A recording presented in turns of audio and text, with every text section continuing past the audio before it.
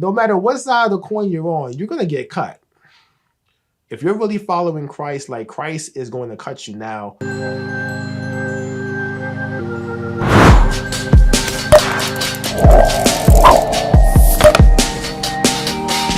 Yo, what's good? This is Donovan Anderson, the founder of 30 Mighty Men Ministries, also the founder of Clean, the tools to achieve sexual integrity for the Christian man.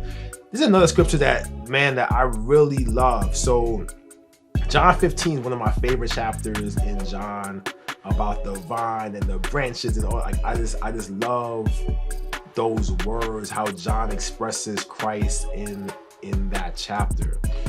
But one of the prayers that I also encourage you to pray is in the spirit of John 15, where Christ is literally saying, like, yo,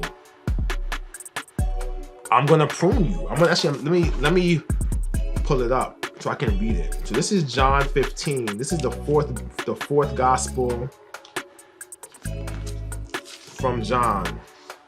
I'm gonna try to find that specific scripture that I like.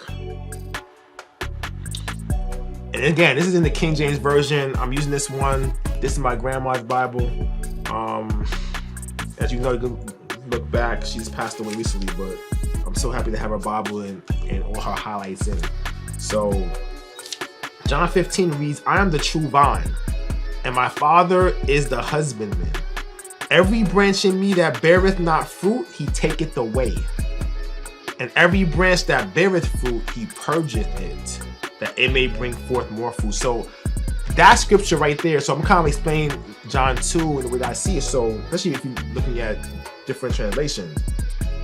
But every branch in me, so he's the vine and we are those branches, but every branch that's in him, right, that doesn't bear fruit, the Father removes, cuts it out. It's gone, right? But every branch in me that does bear fruit, the Father pruneth.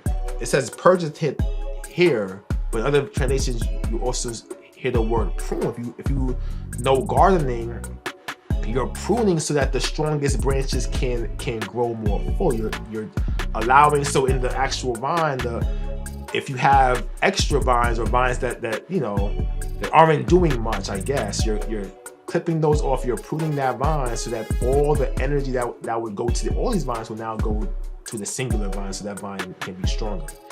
So what I love about John 15 verse 1 and 2 is that no matter what side of the coin you're on, you're gonna get cut. If you're really following Christ, like Christ is going to cut you now, the cuts are going to be different, right? So you can either be cut where you're doing things that are not in alignment with him, and those things are the Father wants to remove those things from your life so that only the things that are in alignment with him stay. And for those who are in alignment with God, the Father is going to prune you so that the things that are doing the best with him are going to grow stronger. So this is a prayer that I tell guys to pray as well, that you know that if depending on what season of life you're in, to pray for God to search you in this way. So going back to Psalm 139, 23-24, Zephaniah 1:12, that you're asking God, look, God, search my life out. What's of you? What's not? Cut out the things in my life that are not of you. Remove those things from me. It's tough because sometimes you're living life thinking that, you're chasing whatever you're chasing because of the desires of your heart or what you think is your purpose. It may have nothing to do with God. And I pray, just can you pray? Because what if God says, cut that out? That's not of me. But it's all that you've been putting your energy into. So it can be a very tough prayer in that sense when you really hear from the Father in that way. But then on the flip side, what if you are doing things that are of God?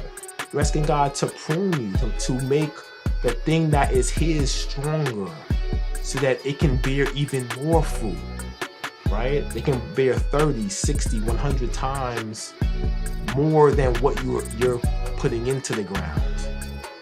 So I think it's a very important prayer to kind of pray that depending on what season of life you're in, ask the Father in the spirit of John 15 to remove those things that are not of him and to prune those things that are of him. But what I ask you is, if he tells you, will you be willing to do it? That's the question now. As always, this video is not for me to be seen, but for you to be encouraged. I pray that that word helps you. Peace.